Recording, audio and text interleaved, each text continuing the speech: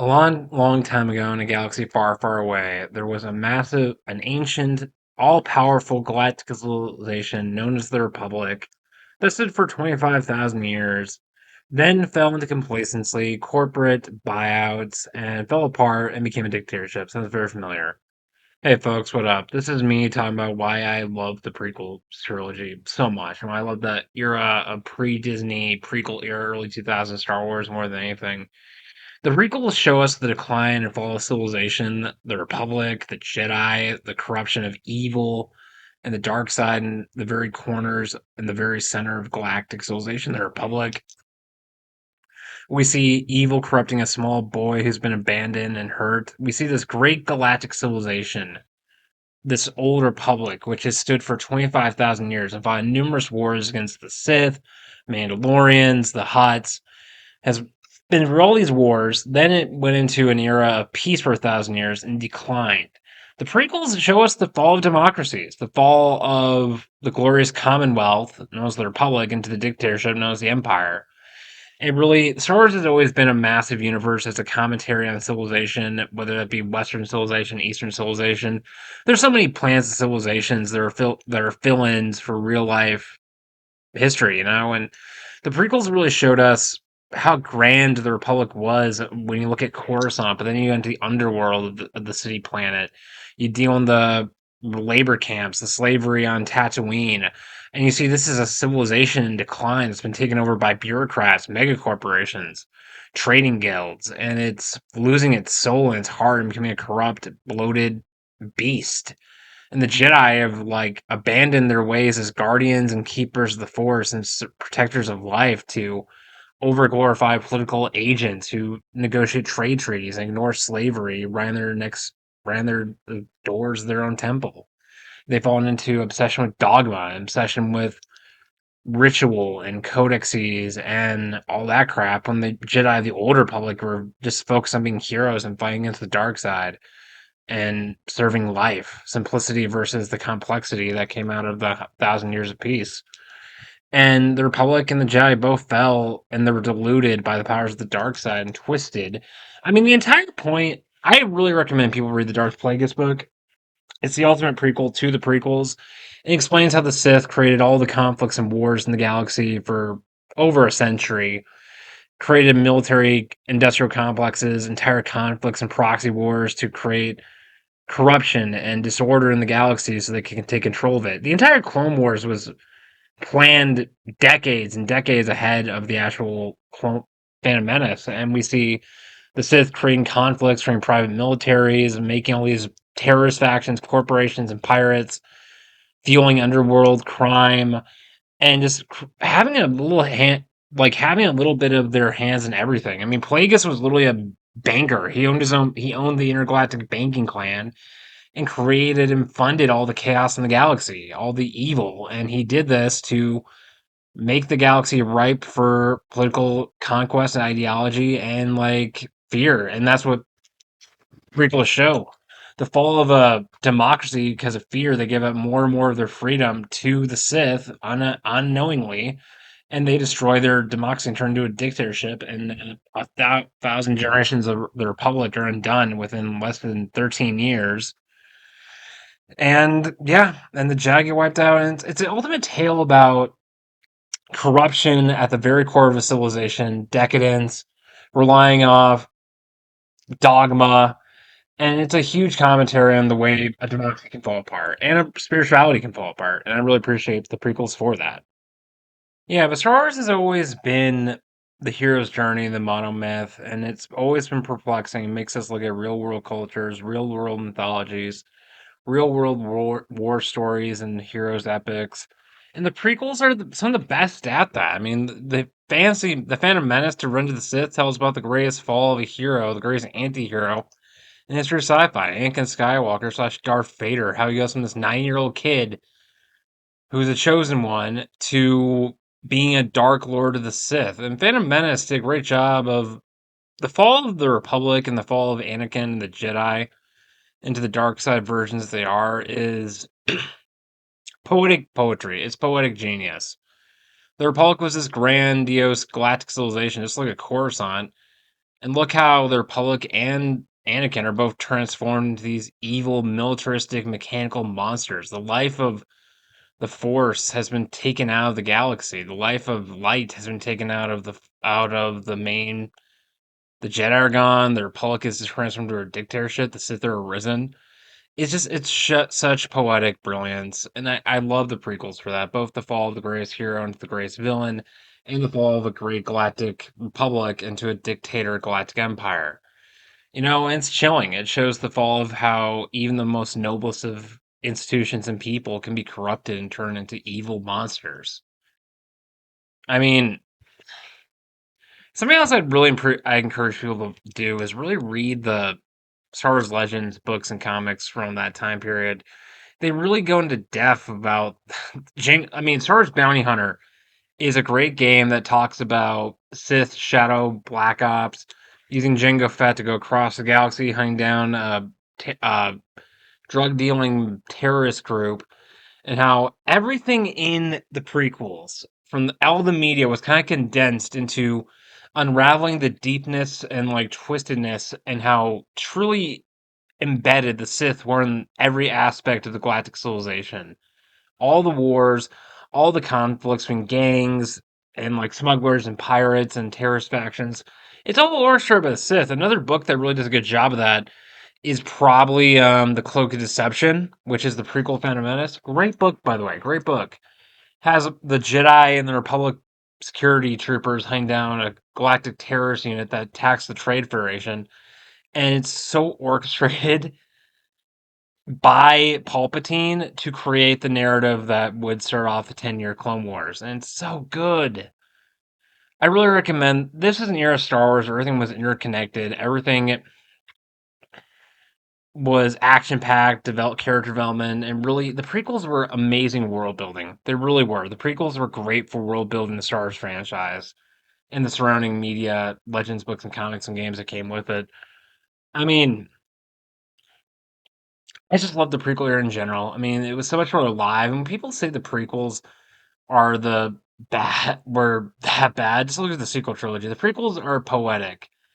There's so many stories and like that they draw upon from other media that make it into the prequels. I mean, seeing the how the Jedi went from Guardians of the Peace to part of the Republican military, leading the crusade against the Sith, Padme being a passionate senator who's anti-war, and just seeing how the Republic, bit by bit, gives Palpatine more and more power, and how the Jedi are going from like peacekeepers to a militaristic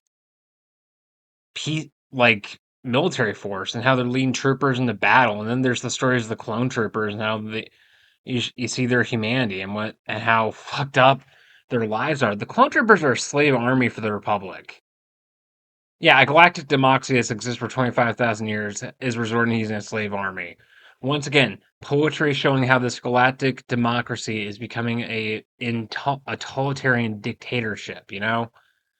And just like the sheer battlefields, all the theaters of war and like battles and conflicts that you see throughout the Clone Wars saga, it's great. I highly enjoyed the Clone Wars, both Clone Wars TV shows, and they just really did a good job showing like the character progression, the story arcs of not just the Republic itself, but just the various characters and where they wind up after Revenge of the Sith.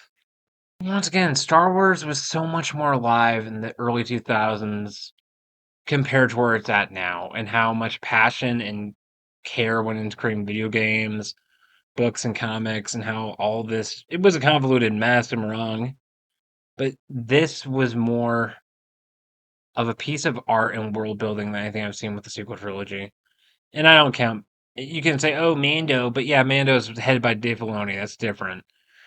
Everything was connected. There's all these stories going on at once. Polo Commando is a great game. I highly recommend that. You see the action of the Clone Wars through the eyes of clone commandos, which are Republic super soldiers, and you go on all these Black Ops missions. And there's the books written by Karen Travis, which really show how fucked up being a clone trooper is. You're bred for war, and you don't have any legal status, and you're a slave soldier. And yet the Jedi are using slave soldiers, and they have no issue with that. It shows the hypocrisy the Jedi Order has fallen into and how they've abandoned their core morals and core values for the sake of survival. And that maybe and there's a theory that that's why the Jedi went extinct, why they were reduced to almost nothing. It was the Force's way of restoring balance. There's even a theory that Qui-Gon Jinn saw everything that was going to happen right before he died, and he could have won that battle, but he chose not to because he knew if he trained Anakin, the status quo would be enforced, it'd be destroyed, nothing would change, and the Jedi and the Republic would keep on surviving and living, and the Force becomes stagnant. No, the Force saw how corrupt the Jedi had become, and it created Anakin as a way of like rebooting the timeline and allowing the Jedi to rebuild themselves and the Sith to also be wiped out for the time being. And that's a theory that Qui-Gon saw everything that was going to happen, and he allowed it to happen, so true balance could be brought to the Force, and the Jedi could restart. And that's a deep theory, and I fucking love it. The other aspect of the Republic Commando books I really like is showing how much the Republic is losing its democratic roots and its principles and becoming a totalitarian state. And the Clone Commandos, they even go undercover and they find out about Order 66 in the galactic like data banks before Order 66 even happens. There's even a Jedi Knight who jumps in front of a clone trooper, so she during the Order 66 because she loved clones so much. How her partner was a clone trooper. She jumps in front of a lightsaber so a clone trooper doesn't die. That's how disgusted and disillusioned she became the Jedi, and she died a true servant of the light. And the Republic, the Clone Wars had so many tragic heroes and tragic characters. Asajj Ventress, even Grievous. These are characters that were betrayed and backstabbed by the Republic and the Jedi, and they wound up joining the Sith and the Separatists because they're so pissed off of the way how corrupt the Republic was. They became dark side minions to Darth Sidious. I mean, Ventress is just a tragic story right there on the get go. Honestly, the prequels are a pretty damn good commentary on pretty much the entire like past 2 decades of the 21st century and all the conflicts and corrupt powers that be and all the world issues, rise of dictatorships, fall of democracies, the corruption in almost every institution in the Western world, especially in America. America being the Republic. And there's so many freaking similarities between like the Sith conspiracies, the Shadow Ops, the PsyOps, the Shadow Ops, 9/11, to all the shit going on in the prequels. And you know what? Lucas was doing some really good commentary with the prequels. Better commentary than the sequel trilogy did, the sequel trilogy wasn't really doing much commentary whatsoever because they're run by an idiot who sold their soul to the almighty mouse for unlimited money. And fuck Kathleen Kennedy, fuck Disney, by the way. Hashtag fuck Disney.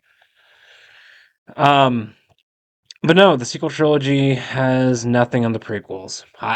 And I know so many Disney SJWs are gonna give me shit for that, but you know, it's the fucking truth. The prequels was mythology. They're telling a story that is still true even now in the current effed up political world we live in now, socially, economically, spiritually, the world we're living in right now. The prequels are very telling about all the stuff, the war on terror, rise of totalitarian governments, wars and conflicts all over the world, things like Vanguard and BlackRock, the official Sith order of the real world.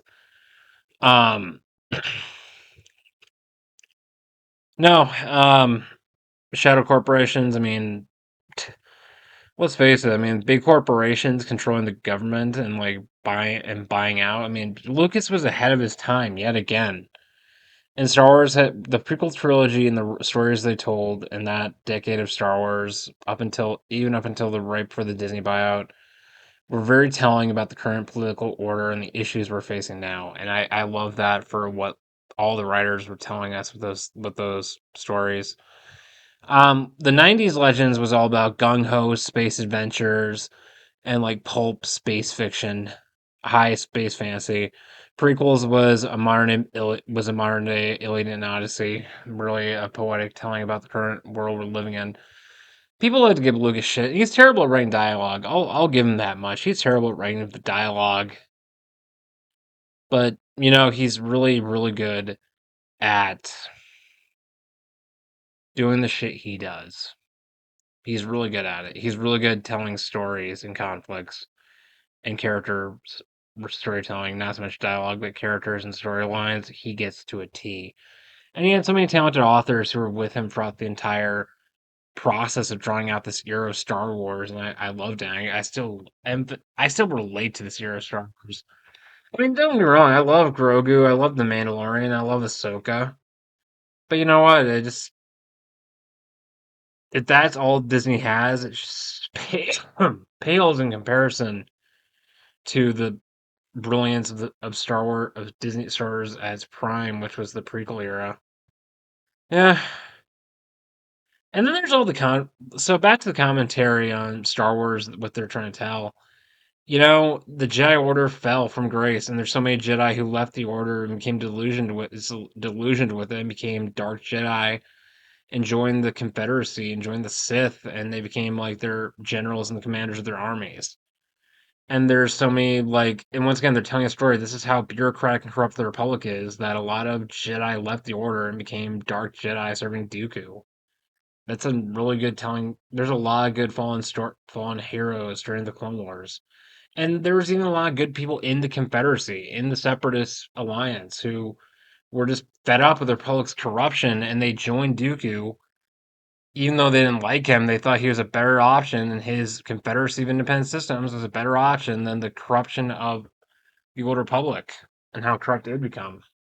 And then we get into the Mandalorians, then we get into the Clone Wars, then we get into the books like like the various Clone Wars novels, the Republic Commando books. They're very good military science fiction. They're very good military science fiction. They're written by a former Black Ops writer, operative in the British military, Karen Travis, who wrote all these books about the Clone Wars and clone troopers and the Mandalorian military culture, and that defined an era.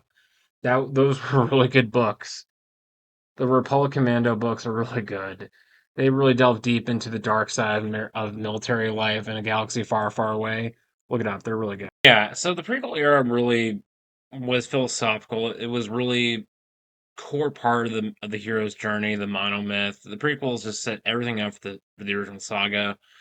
I really enjoy how the prequels were this era of starting Phantom Menace, this era of a glorious golden age of peace and prosperity for the Republic coming to an end, and the Clone Wars represented the fall of a democracy becoming a dictatorship. And we see that.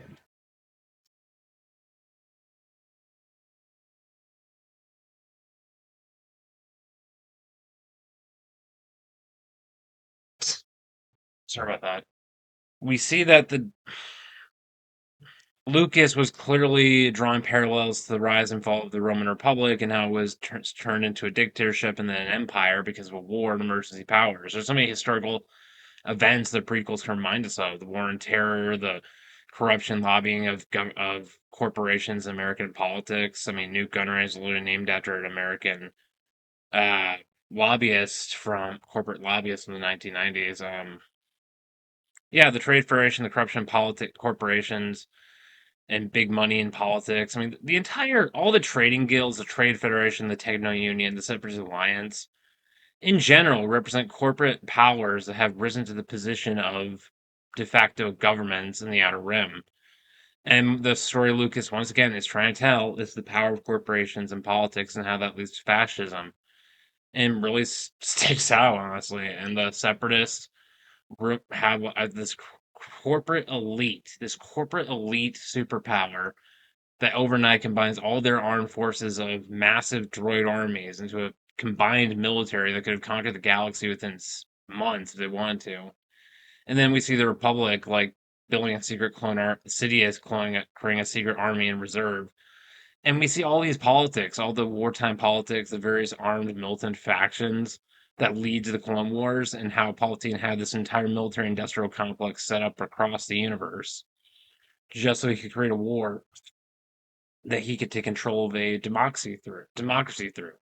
And the Clone Wars TV show really shows us day by day the politics of the Clone Wars, the politics of the Confederacy, the politics of the Republic, and how slowly, bit by bit, civil government and the moderate, open minded voices are being shut out and only the most extreme voices are being heard and are contributing to takeover by an authoritarian uniparty, which is what the Sith are trying to do. They control the Confederacy and the Republic.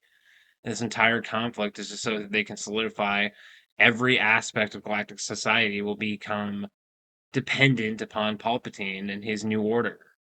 And I just think, like, once again, they're really hitting hard on some actual real world politics that really stand out to this day.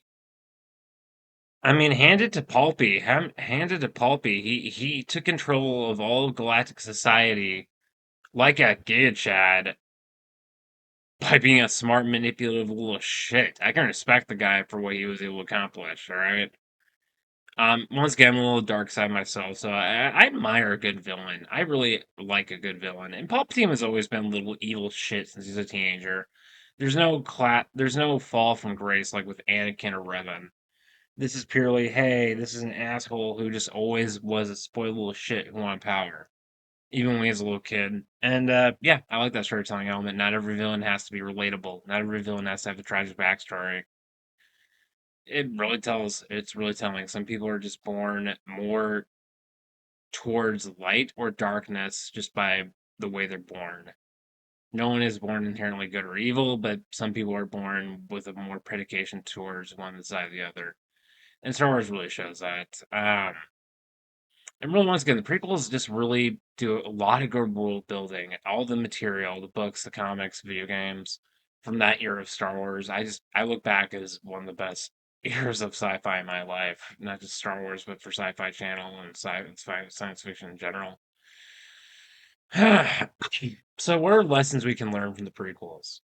Be an active citizen. Stop putting your faith in institutions and put your faith in higher ideals and higher powers, which is what the rebellion from this original trilogy represents: hope, the Force, spirituality.